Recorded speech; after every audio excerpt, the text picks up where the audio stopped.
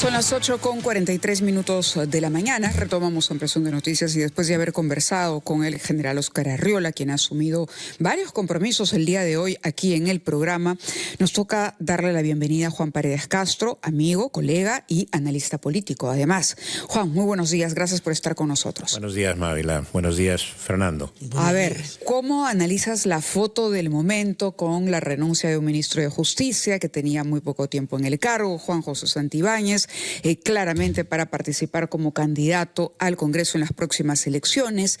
Tenemos versiones de que Morgan Kero y César Vázquez seguirían ese mismo camino.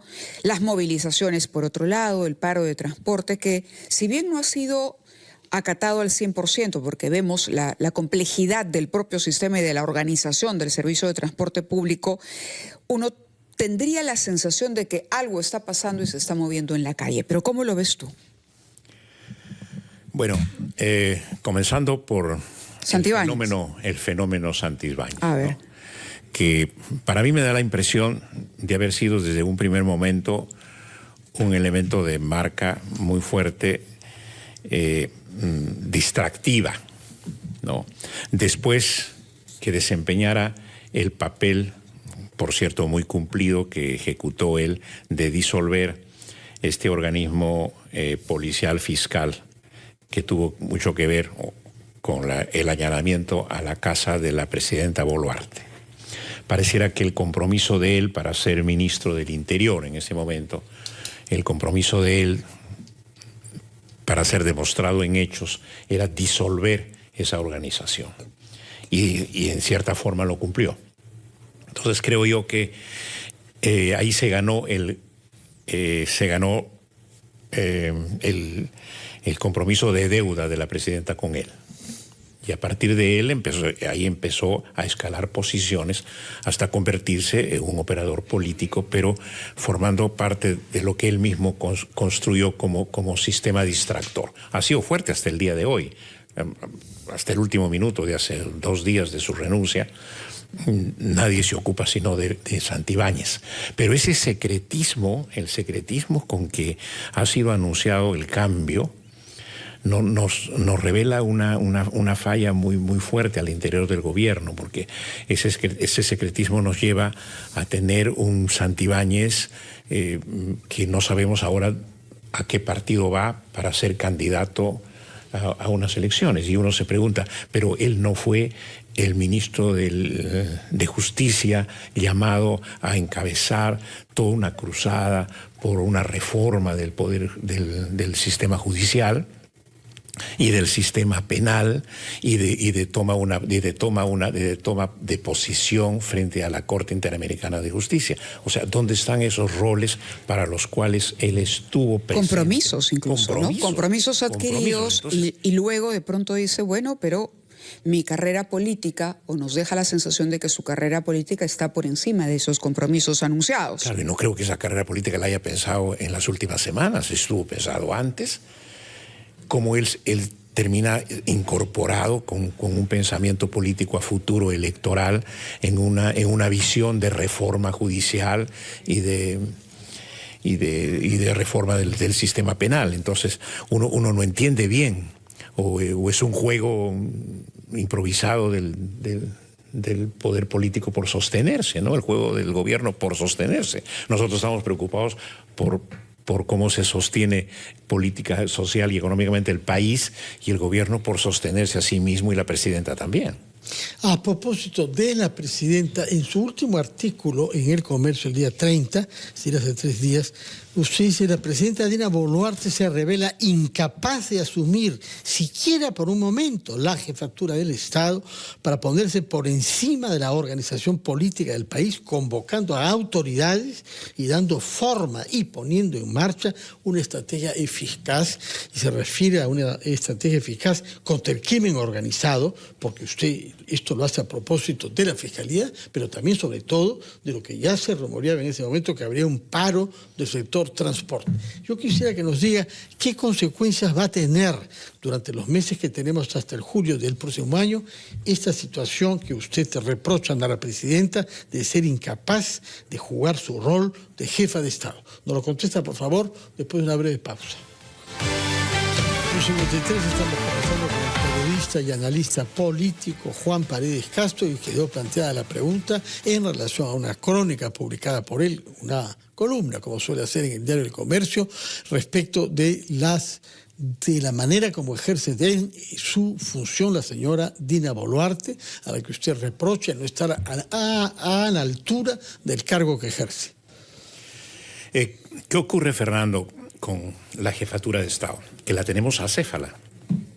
Lamentablemente, hay que decirlo así, acéfala, aunque la tengamos establecida en pocas líneas en la Constitución, porque dice el presidente de la República puede ser también al mismo tiempo jefe de Estado. Pero cuando uno ve en la Constitución a dónde más va esa jefatura de Estado, uno no encuentra más cosas. Entonces, esa jefatura de Estado se asienta un poco sobre la presidencia del Consejo de Ministros, pero no se ejerce.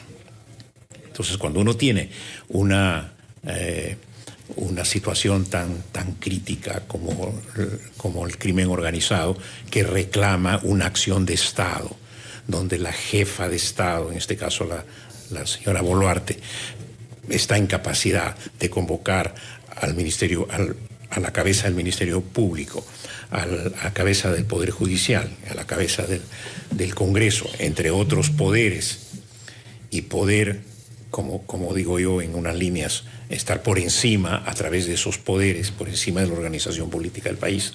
Podría convocar incluso hasta partidos políticos. Pero ese poder de convocatoria no la tiene, no la ejerce. Ahora, esto que mencionabas de Santibáñez antes de ir a la pausa es importante desde varias lecturas, porque al margen de los compromisos y del momento sorpresivo en el que presenta la renuncia, la presidenta también, de pronto ha sido traicionada. Ella confía en Santibáñez, lo designa como ministro de Justicia. Yo no sé si esto ya lo habían conversado o no, pero uno puede leerlo de dos maneras. O la presidenta sabía que él iba a dejar al poco el cargo, con lo cual también cuál es el papel que desempeña como jefe de Estado al nombrar un ministro para 2 meses, que previamente le había dicho, ministra, yo me quedo, le lanzo el tema de la Corte, anuncio la reforma, qué sé yo, y luego me voy a emprender mi campaña política. O también podríamos tratar de leer, porque ya que la presidenta no concede entrevistas, ¿qué pasó? ¿Fue ella también sorprendida, como el señor Arana, que dijo una cosa al final de la conferencia del Consejo de Ministros?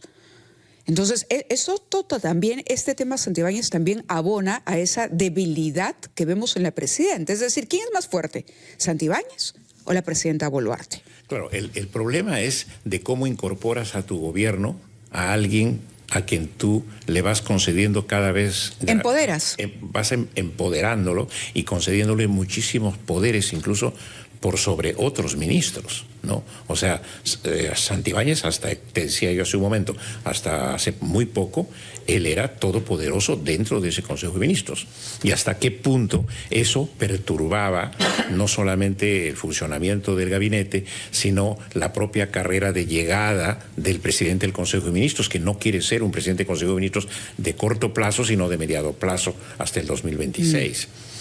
Juan Paredes Castro, la presidenta Dina Boluarte, pese a las responsabilidades constitucionales que tiene, ha sido muy agresiva en los últimos tiempos contra la Fiscalía de la Nación, hasta la llegada de Tomás Saladino Gálvez. Ahí parece que ha suspendido sus críticas.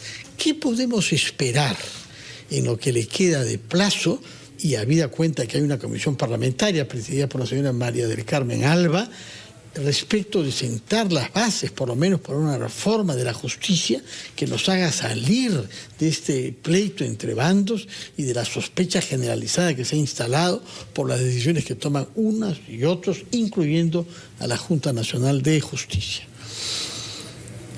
Mira, ahí volvemos otra vez a la necesidad que explicaba anteriormente, cómo ella puede ejercer su convocatoria sobre los demás poderes.